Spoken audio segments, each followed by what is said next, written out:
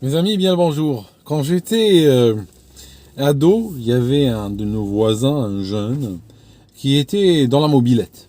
Régulièrement, il ramenait des mobilettes, parfois à l'origine douteuse. Il les réparait, il les gonflait, ça se gonfle une mobilette, il les revendait. Un jour, j'étais dans notre balcon et je le voyais le long de la cité tester un nouveau modèle. Alors, ce qu'il faisait, pour vous décrire, il était assis sur le siège, avait les deux jambes posées sur le réservoir, près du guidon, et il commençait à zigzaguer. Il a donné un virage très serré à droite, un autre à gauche, et il continuait ainsi. Ceux qui font de la moto, s'il vous plaît, ne dites rien. Donc il continue comme ça, et au bout d'un moment, je constatais que il divergeait. Ça veut dire que progressivement, l'inclinaison devenait de plus en plus forte. Et à un moment donné, ce qui devait arriver, arriva. Je me rappelle d'une des dernières images. La pédale basse de la mobilette avait touché le sol. La roue arrière était levée. La roue avant avec le guidon était à 90 degrés par rapport à l'axe de la mobilette. Lui avait lâché le guidon. Il avait les deux bras dans le ciel. Il avait tourné, pivoté sur son siège, les deux jambes écartées. Et il ne savait pas ce qui lui arrivait. L'instant d'après, c'était le gros nuage de poussière et la chute brutale. En tout cas, c'est une divergence et c'est des actions sur les commandes de cette mobilette qui ont fini par causer des oscillations de plus en plus divergentes jusqu'à l'accident. En aviation, c'est connu également. C'est-à-dire qu'il y a un phénomène qu'on appelle les oscillations induites par le pilote. Aux États-Unis, le ministère de la Défense a beaucoup travaillé dessus. Pourquoi ? Parce que le ministère de la Défense est un important client pour des avions de chasse qui sont développés selon un cahier de charge qui est établi par le ministère de la Défense. Pour ces avions, on cherche des appareils qui sont très maniables. Si on prend un petit appareil d'aéroclub, on fait comme ça sur le manche, il n'y a rien qui se passe. L'aile va faire ça et revenir, c'est tout. Si on fait le même geste sur un avion de chasse, il a déjà fait plusieurs fois le tour sur lui-même. Donc en fait, c'est des avions qui sont conçus pour être extrêmement instables, extrêmement maniables. Le problème, c'est que il faut trouver un équilibre, parce que si on pousse trop dans cette direction, on arrive à un avion qui n'est pas pilotable, qui est susceptible à des oscillations. Et là, c'est pour vous faire peut-être un petit dessin. Les oscillations, ça se passe comme ceci. Prenons un avion, par exemple, de voltige de type extra. C'est un avion qui est extrêmement sensible des commandes. Un petit coup sur les commandes et il pèse sur le dos déjà. Oui, mais c'est un avion.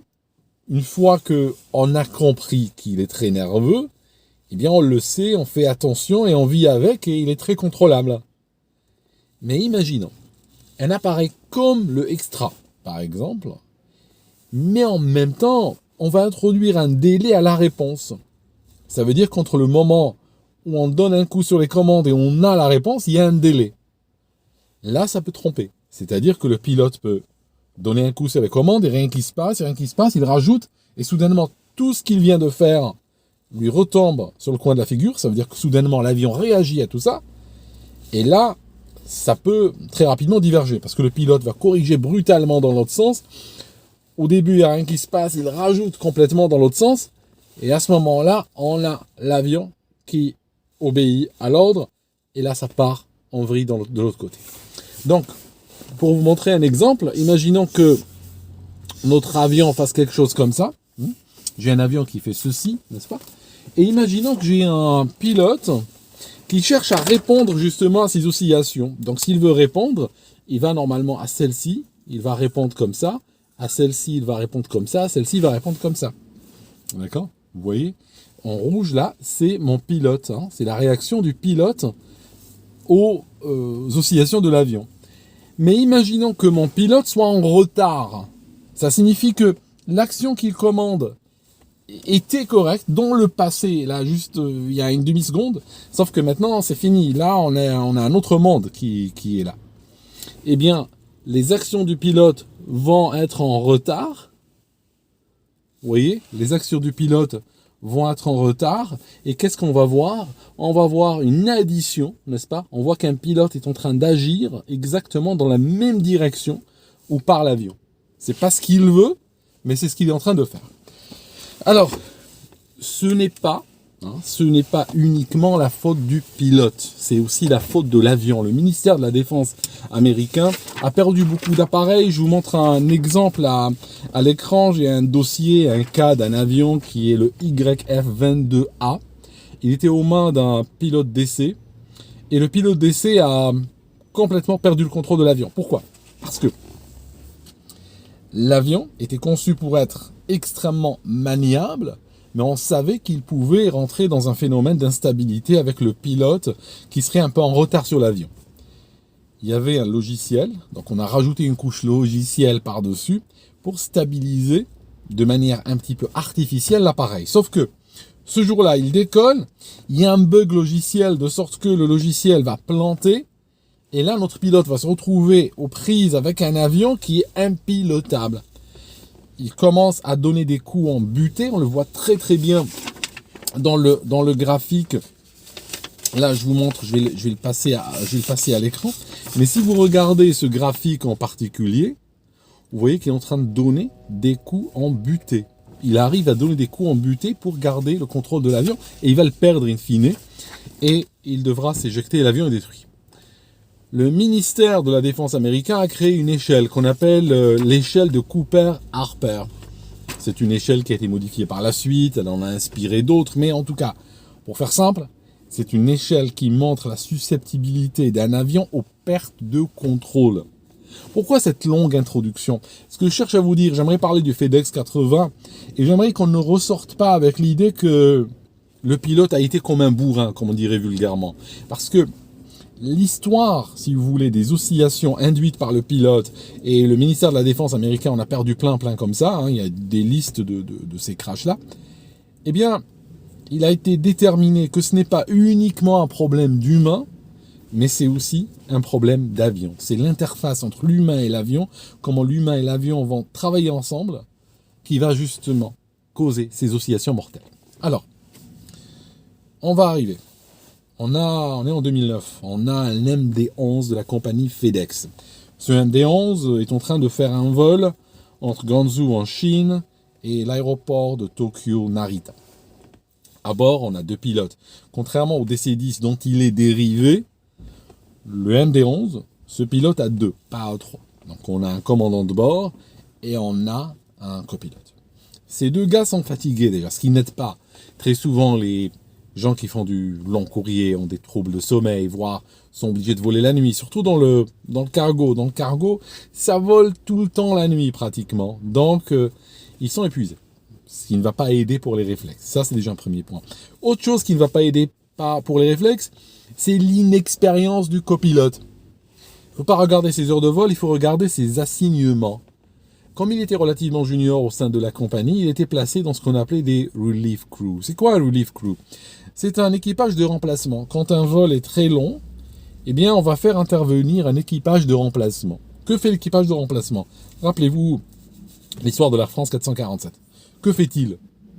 Eh bien, on a l'équipage principal qui fait le décollage et l'atterrissage, mais entre deux, à un moment donné en croisière, on a un équipage de remplacement qui vient s'installer dans le cockpit et, quelque part, relever l'équipage principal. Lui était souvent assigné à cela. Ça veut dire quoi ? Ça veut dire qu'il passait le plus clair de son temps et de ses heures de vol à être assis sur un siège, à regarder les instruments et peut-être de loin en loin prendre la radio, parler au contrôleur aérien. Ce gars faisait à peu près 2-3 atterrissages par mois, en tout. Il n'avait pas l'opportunité d'en faire plus. Donc, ils arrivent sur Tokyo, et ils sont à bord, je disais, de l'MD-11. Le MD-11 est un appareil très particulier. Il faut regarder l'évolution des avions et comment ce choix a été fait par McDonnell Douglas de garder ce qu'on appelait le DC-10, qui ne se vendait plus. Il avait une sinistre réputation. Et puis, il a voulu en sortir une nouvelle mouture, un super DC-10. En fait, on l'a appelé le MD-11. On a gardé les 3 réacteurs. Pourquoi les 3 réacteurs ? Parce qu'à l'époque, McDonnell Douglas disait le futur appartient aux triréacteurs. 4, c'était beaucoup. 2, c'était trop peu. C'est-à-dire qu'il y avait des restrictions encore à l'époque, on n'avait pas trop confiance aux biréacteurs pour traverser de longues étendues océaniques. Donc, il y avait des restrictions. Alors que les triréacteurs étaient beaucoup moins restreints, gagnaient facilement sur ce plan-là. Le problème, c'est que là où les triréacteurs perdaient, c'était sur la consommation. Parce que on tourne le problème comme on veut. Si on a besoin de 30 tonnes de poussée, si on met ça sur 2 réacteurs de 15 tonnes chacun, eh bien, c'est moins de consommation et moins de maintenance et moins de coûts que d'avoir 3 réacteurs de 10 tonnes chacun. Vous voyez le truc? Donc, le problème de McDonnell, c'était de présenter un avion triréacteur, mais en même temps économique. Alors, ce qu'ils ont fait, c'est ils ont reculé le centre de gravité en arrière, ils ont réduit la taille du plan horizontal réglable, et il y a une photo, c'est très rare comme photo, je n'ai pas trouvé mieux. C'est une photo où on voit un MD-11 et un DC-10 garés côte à côte. Comparez la taille au niveau de l'empennage, de la partie horizontale de l'empennage, et regardez comme elle est petite sur le MD-11. Donc, le MD-11 va profiter justement d'un système où il s'agit d'avoir un plan horizontal réglable très petit, du carburant qui va dedans en croisière, un petit peu comme l'Airbus A330R, et aussi un système électronique de stabilité. Pourquoi? Parce que ce système-là, centre de gravité très reculé, je ne vais pas vous faire de graphique sur cette vidéo-là parce que sinon elle partirait pour 1 heure, mais le centre de gravité trop en arrière a tendance généralement à créer des avions, plus économes, on a besoin de moins de force aérodynamique sur l'empennage pour garder l'avion horizontal, mais en même temps, c'est très mauvais pour la stabilité.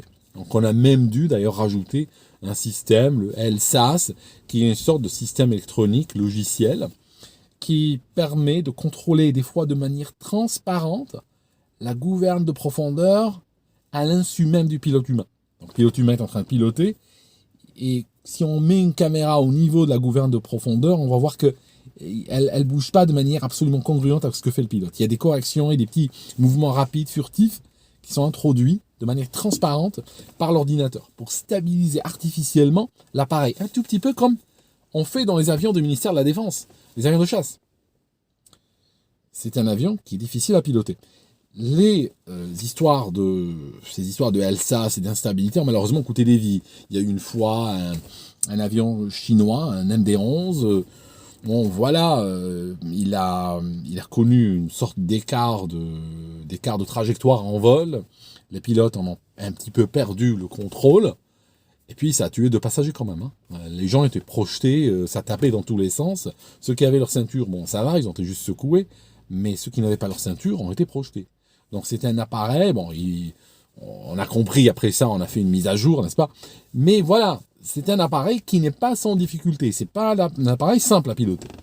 En tout cas, ils arrivent sur Tokyo et là on leur annonce une météo très venteuse, beaucoup de vent. On n'arrive pas jusqu'à officiellement la définition du cisaillement, mais on n'y était pas très loin.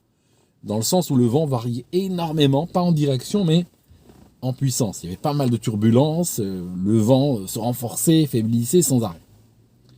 On a le copilote qui est aux commandes, c'est lui qui va faire l'atterrissage, très important. Donc il est là, il se bat avec cet avion pour plus ou moins garder une trajectoire sur le plan de descente. Et là, ils arrivent à 500 pieds et ils déclarent, les pilotes, stable. Et ils éclatent de rire. Parce que tout simplement, les compagnies aériennes exigent qu'à partir d'une certaine hauteur, la trajectoire doit être stable. Ça veut dire quoi? Ça veut dire que l'avion est prêt pour l'atterrissage, les trains sortis, les volets sortis, et qu'il ne faut pas beaucoup de corrections pour le garder dans la trajectoire. Que, franchement, il est super équilibré.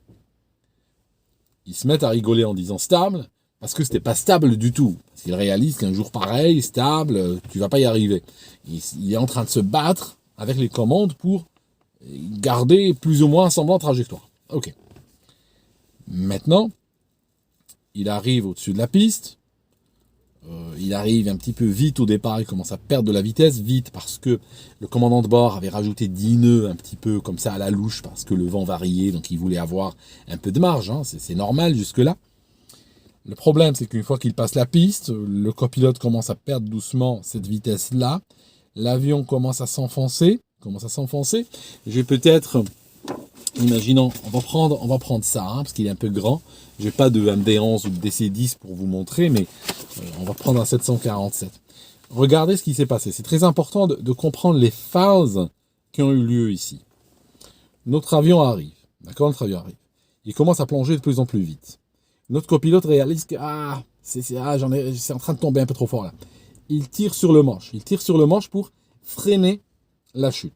Ce qui est normal, mais il aurait dû rajouter un chouïa de gaz. C'est ce qui lui a manqué en fait. Parce que si on est très lent, on est pratiquement au second régime, tirer sur le manche ne va pas freiner grand-chose. Quand il tire sur le manche d'ailleurs, le taux de descente augmente. Ce qui est classique d'un vol au second régime. C'est quelque chose que je devrais à l'occasion expliquer avec les graphiques et tout ça. C'est assez ardu à expliquer, mais c'est très important. Alors, qu'est-ce qui se passe? Comme il réalise qu'il est trop cabré et qu'il est en train de tomber, il va pousser sur le manche. Pour deux raisons. Il pousse sur le manche parce que il sait que tirer, ça ne sert à rien. Et deuxièmement, il a peur de toucher l'arrière de l'avion. Parce qu'à un moment donné, il peut faire un tail strike. Ça signifie l'arrière touche avant les roues. Donc, il pousse sur le manche, mais il en fait trop. Il arrive à 50 pieds. À 50 pieds, quelque chose d'important va se passer. À 50 pieds, le système qui ralentit automatiquement les gaz va entrer en jeu.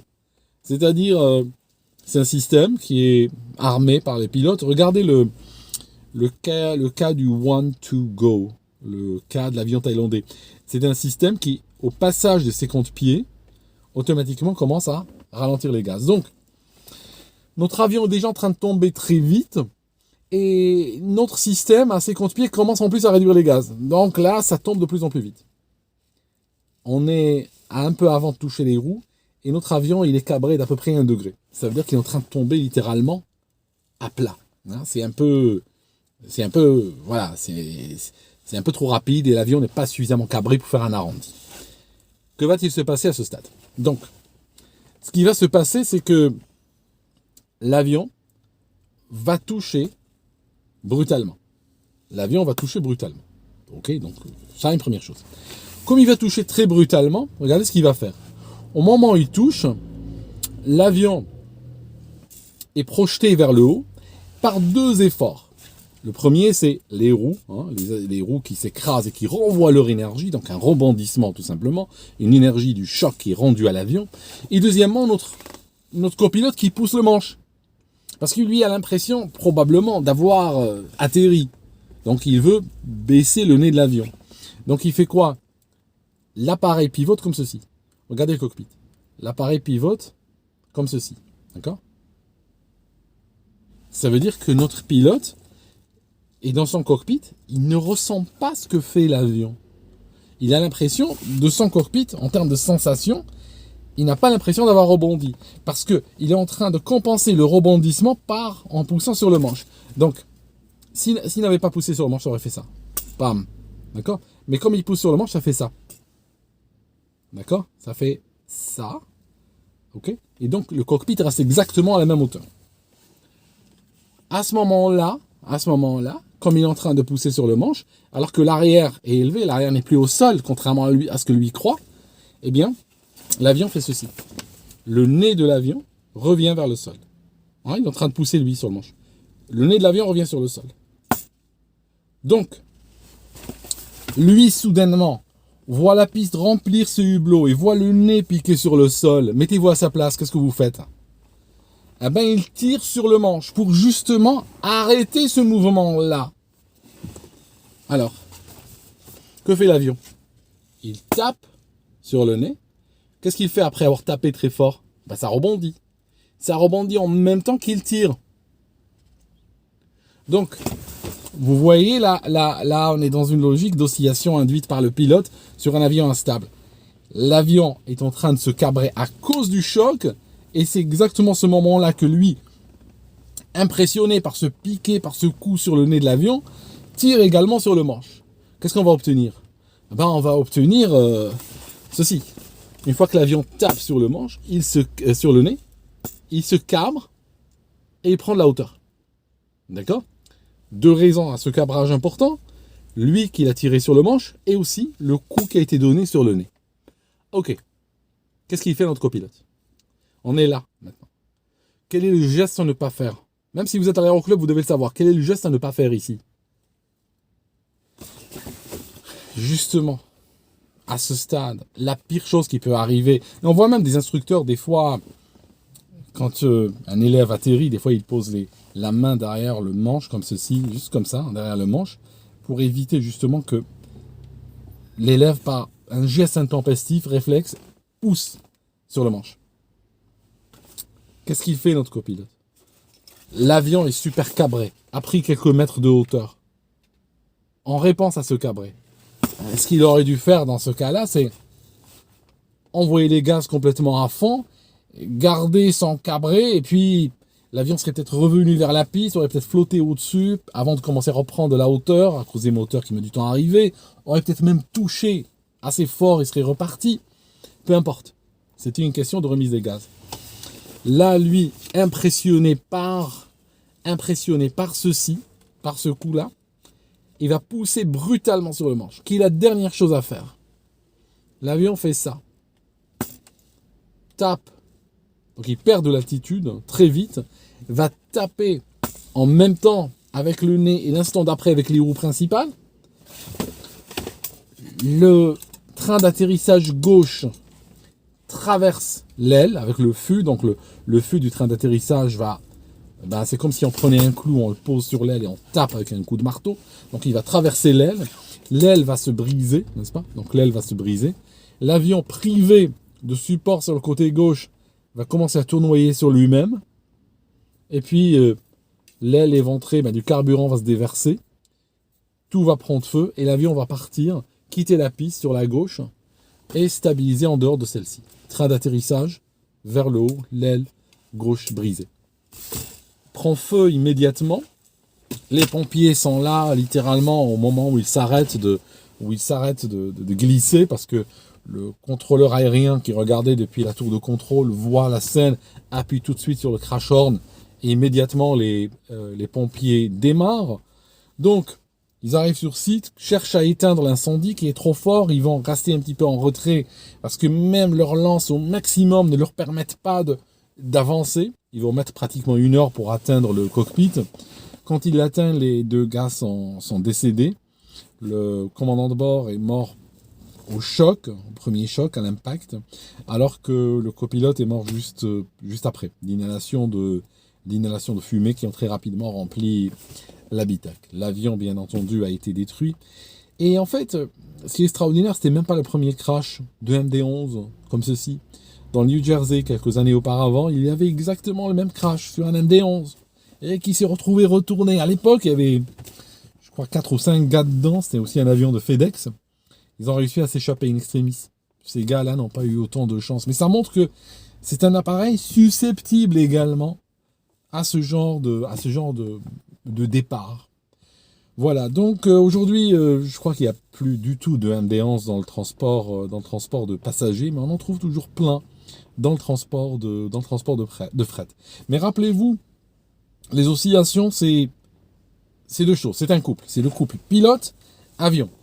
Les actions du pilote conjuguées au comportement aussi de l'avion, à la fréquence à laquelle il oscille, à la capacité de réponse de ces commandes, au délai que mettent les commandes à répondre, soit pour des raisons électroniques, ou de transmission, ou d'inertie, tout simplement. Donc, tout ça se conjugue pour donner des avions qui, plus ou moins, et c'est pour ça il y a cette échelle de Cooper-Harper du MOD, qui définit des avions jusqu'à l'avion extraordinaire qui se pilote facilement, jusqu'à l'avion, tout en haut de l'échelle, l'avion qui est inacceptable, qui doit revenir au bureau d'études et qui ne peut pas être utilisé en l'état parce qu'il est trop instable et peut causer justement des départs incontrôlés.